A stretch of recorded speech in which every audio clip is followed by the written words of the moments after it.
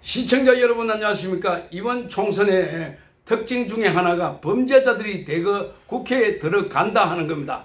이재명을 비롯해서 조국 심지어 이준석까지도 지금 재판을 받고 있거나 또는 경찰에 입건돼서 그래서 조사를 받고 있는 그런 단계인데 지금 출마해서 당선이 된 겁니다. 이재명은 재판 3건을 받고 있고 조국도 재판을 이미 1건을 2심까지 끝냈습니다. 거기다가 조국은 또 다른 사건이 있습니다.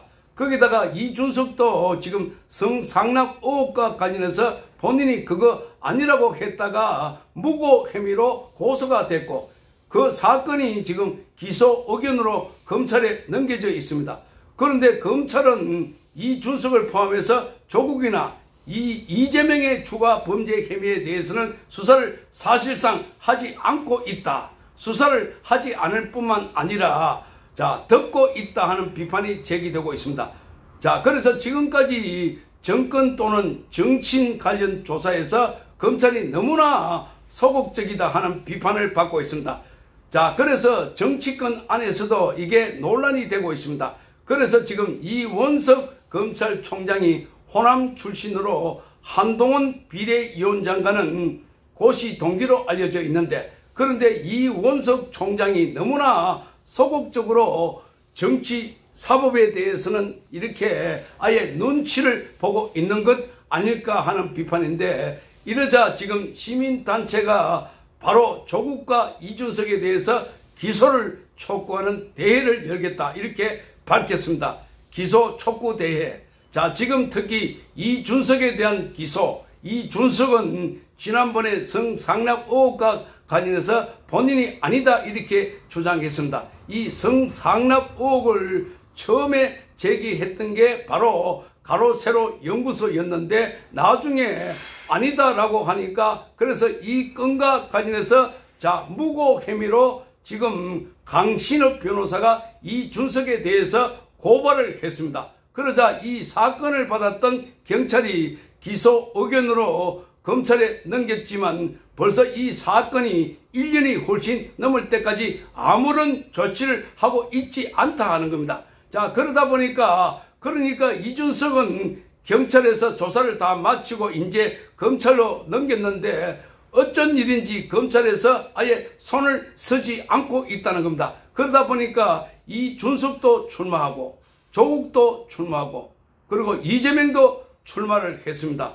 이에 대해서 강신업 변호사와 자유대한호국당 그리고 가로세로 연구소가 오는 18일 날 정오에 서울중앙지검에 서문해서 이준석 기소 촉구 대회를 연다 이렇게 밝혔습니다. 그러니까 지난 2022년 8월 4일 날 이준석을 무고로 고소한 사람이 바로 강신업 변호사입니다.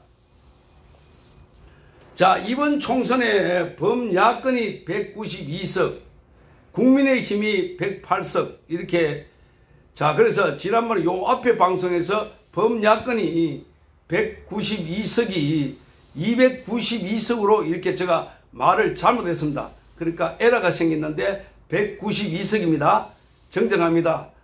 댓글에서 난에 제가 192석으로 정정을 했습니다만은 다시 한 번 더 이 범야권은 192석이고 국민의힘은 108석으로 이렇게 여건이 대참패를 했습니다. 이로 인해 말도 많고 탈도 많고 여러 가지 책임 공방이 이루어지고 있습니다.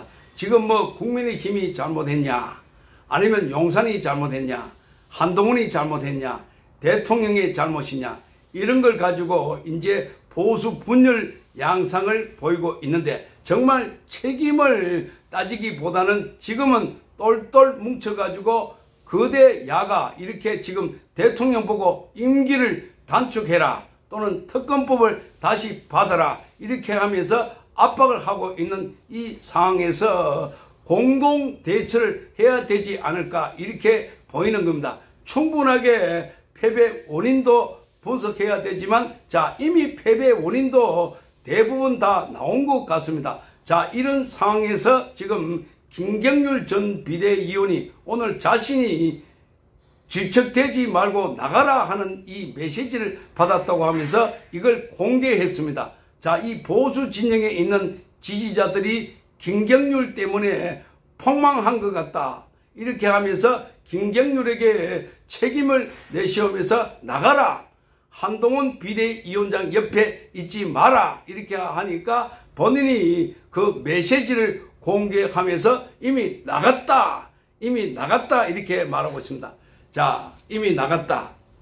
그러니까 지금 이 선거의 책임을 놓고 보면은 여러 가지 문제 제기를 할 수 있는데 그 중에 인물을 보자면 그래서 한동훈 비대위원장 옆에 있던 김경률 때문에 여러 가지 문제가 꼬이고 있다. 자, 이 보수 진영에서의 한동훈 비대위원장의 행보를 꼬이게 한 것도 김경률 때문이다. 이렇게 보는 사람들이 많은 것 같습니다. 원래 김경률은 참여연대 좌파 진영에 있다가 조국 사태가 발생하면서 이쪽으로 돌아선 사람인데, 자, 그렇다고 본인의 정체성까지 완전히 돌아선 것 아니다 하는 것을 여러 차례 걸쳐서 보여줬습니다. 자, 그래서 지난번에 김건희 여사의 디올백 사건이 났을 때도 바로 용산을 향해서 김건희 여사가 사과해야 된다 이렇게 해서 거세게 몰아붙이다가, 자, 이 지지층이 반발을 하니까 톤을 좀 낮추기도 했습니다. 그 외에도 한동훈 비대위원장과 용산 간의 갈등에 바로 이 김경률 때문에 있었다 하는 이야기가 나왔던 것이었습니다. 자, 이종석 전 국방부 장관이 호주 대사로 가는 문제라든지 또는 항상무 수석의 발언 문제, 이 발언 문제 갖고도 갈등을 빚은 것도 역시 김경률이 옆에서 이렇게 계속 부채질하는 그런 상황이었고, 자, 의과대학 정원 문제, 학생들 정원 문제도 역시 비슷하게 하는 걸 보면 김경률이 어쨌든 이 한동훈 비대위원장 옆에서 이렇게 책사 역할을 하지 않았을까 이렇게 보는 겁니다. 그런데 이 한동훈 비대위원장은 자기 한계를 뛰어넘어서, 그래서 김경률보다 더 뛰어넘어서 더 우파적인 메시지를 내놓고 우파들이 하는 용어를 쓰고 우파 언어를 사용하면서 우파 국민들에게 아주 많이 어필을 했던 것이었습니다. 그런데 이제 가끔 이 인사 문제 관련해서 공천하는 과정이라든지 지난번에 도태우 후보 그리고 장해찬 후보를 공천을 취소하는 걸 보면 역시 김경률 같은 사람들이 옆에 있기 때문에, 그래서 운동권들이 반대했기 때문에 그러지 않았을까 하는 비판을 받아왔던 것이었습니다. 자, 어쨌든 선거에 지고 나니까 모든 책임들이 지금 비대위원장에게 돌아가게 되고, 그러니까 그 옆에 있던 김경률이가 지금 비판을 받고 있는 상황입니다. 그런데 비대위는 이미 해체가 되었습니다. 지난 4월 11일 한동훈 비대위원장이 물러나면서 비대위가 해체됐다고 합니다. 그런데 이것도 잘 알려지지 않았습니다. 비대위, 그러니까 지금은 비대위가 아니라 윤재욱 원내대표 체제로 대행하고 있는데, 그래서 후속 지도부를 꾸리기 위한 작업이 활발하다 이렇게 말하고 있습니다. 자, 김경률은 자신의 페이스북에서 진작 그만뒀는데 왜 이런 바보짓들이 생기는 걸까 이렇게 말합니다. 바보짓. 이렇게 이제 김경률은 각을 세우고 있습니다. 자기를 물러나라고 한 소리에 대해서, 자, 발신자가 김경률에 대해 이렇게 적었습니다. 김경률 씨, 질척대지 말고 그만 비대위원 관두고 나가라. 애초에 국민의힘에 애정도 없지 않았느냐, 이 따져 물었습니다. 그러면서 이어 국민의힘 비대위원 명함도 없으면서 어디 가서 명함 내밀 것 없어 그러느냐 이렇게 말했습니다. 어디 가서 명함 내밀 것 없어 그러느냐 이렇게 말했습니다. 그러니까 지금 국민의힘에 명함 내밀기 위해서 남아 있는 것 아니냐, 자, 이렇게 비판을 하고 있습니다. 그만 질척거리라, 쪽팔림이라는 것 자체가 없는 거냐 이렇게 비판했습니다. 자, 이에 김경률은 그만뒀다, 진작 그만뒀다 이렇게 답변을 했고, 자, 그래서 A씨는 근데 왜 사퇴에 변도 안 쓰냐? 진작에 간뒀다고 글을 올려라. 이렇게 적었습니다. 한동훈 비대위원장 곁에서 좀 살아주면 감사하겠다. 이렇게 비판했습니다. 그러니까 한동훈 비대위원장 옆에 있는 사람이 김경률이고, 그래서 그러다 보니까 한동훈 비대위원장이 자꾸 비판을 받고 있는 게 바로 당신 때문이다. 이렇게 지적을 하고 있는 것 같습니다. 자, 국민의힘이 비대위원은 총선 참패, 그 다음 날인 4월 11일 날 한동훈 위원장과 비대위원 사퇴로 해체가 됐습니다. 이후에 윤재욱 원내대표가 국민의힘의 대표 직무 대행을 맡고 있는데, 당에서는 지도부 구성을 위해서 조기 전당대회 비대위 또는 22대 국회 구성 뒤에 전당대회 결정 등이 거론되고 있습니다. 그러니까 한동훈 비대위원장이 총선 끝나고 난 뒤에 바로 나갔기 때문에 그때 한꺼번에 많은 일들이 있었기 때문에 국민들은 잘 기억하지 못하고 있고 또 우리도 잘 알지 못합니다. 자, 그러나 워낙 충격이 컸기 때문에 그 전날에 출구조사에서 더불어민주당 포함해가지고 범야권이 많게는 210석까지 그러니까 압승을 하고 개헌 저지선이 무너질 수 있다. 이런 출구조사가 나오니까 거의 멘붕이 됐던 것이었습니다. 이러면 개헌 저지선도 뚫리고 그리고 대통령이 거부권 행사를 해도 마음대로 또다시 통과시킬 수 있는 그야말로 더불어민주당의 폭주가 시작됐다. 그렇게 해서 그 다음날 한동훈 비대위원장이 10시 반에 사퇴한다 했다가 11시에 사퇴를 했습니다. 그 전에는 또 비대위원장 사퇴하지 않고 계속 있을 거다 이런 이야기도 나돌았는데, 그러나 전격적으로 본인이 모든 책임은 자기에 있다. 한동훈에 있다. 그러니까 기자가 물었습니다. 대통령실과 공동 책임이라고 생각하지 않느냐 이렇게 물으니까 이에 대해서 한동훈은 아니다. 저에게 있다. 저가 부족했다. 민심은 언제나 옳다. 이렇게 하면서 떠났습니다.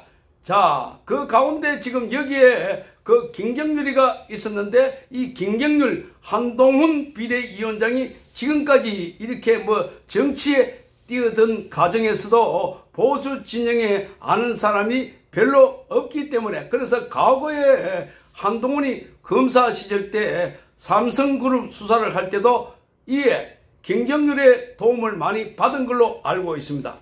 자, 그래서 김경률이 참여연대에 있으면서 그런 자료를 갖고 있기 때문에, 그래서 그 사람들의 도움을 받다 보니까 그 주변에 있는 사람들의 협조를 받고, 그러다 보니까 자연스럽게 이 정책이 나올 때도 김경률 이런 사람을 내세운 것 같고, 자, 그런데 이 김경률뿐만 아니라 그 주변에 있는 사람들, 자, 이 사람들이 좌편향 의식 그대로 있기 때문에, 그래서 한동훈 비대위원장은 굉장히 많은 처음에 우파 진영으로부터 뭔가 이렇게 깔끔하지 않다는 소리를 듣기도 했습니다. 왜냐하면은 자신의 비서실장도, 자, 비서실장을 선임하는 과정에서, 자, 그 비서실장 부인이 중국 국적을 갖고 있고, 그리고 그 장인은 중국 공산당 간부였다.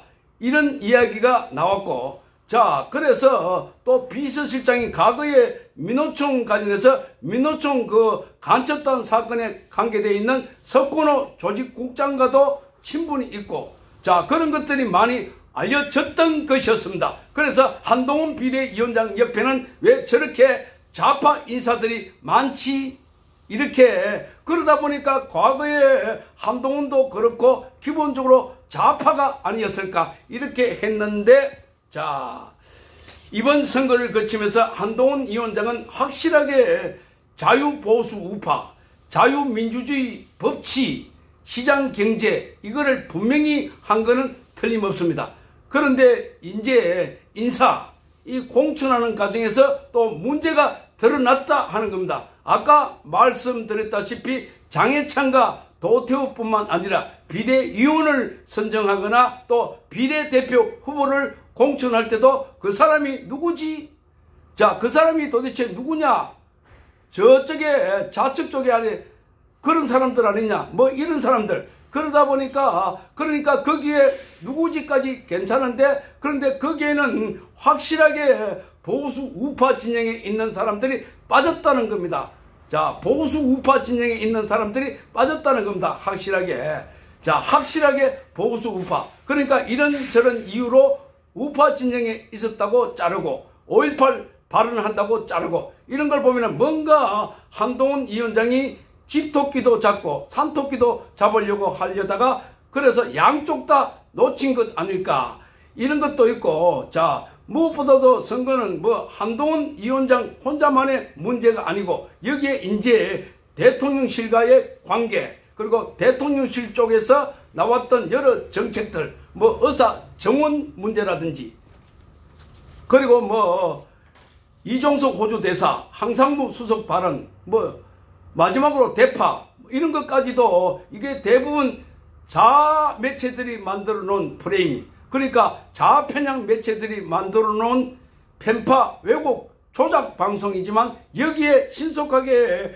대처하지 못하고 빨리빨리 대응을 하지 못했다는 점. 자, 뭐 이런 것들이 있는데 어쨌든 그 결과적으로 김경률과의 관계가 좀 문제가 된 것 같다. 그 김경률은 이미 본인이 나갔다 이렇게 밝히고 있습니다. 자, 한동훈 비대위원장이 지금 다시 돌아올지 여부가 초미의 관심이 되고 있습니다. 그런데 지금 앞으로 이런 사람들과의 관계를 정리하는 게 큰 정치를 하는 사람들이 필요하다. 정치는 개인적으로 연분이 하는 게 아니라 국민을 상대로 하는 거기 때문에 그래서 개인 연이 중요한 게 아니라 국민들이 바라고 지지자들이 바라는 방향이 뭔가 여기에 초점을 맞춰야만이 한동훈 비대위원장의 제2의 출발이 있지 않을까 그렇게 보이는 겁니다. 시청해 주셔서 감사합니다.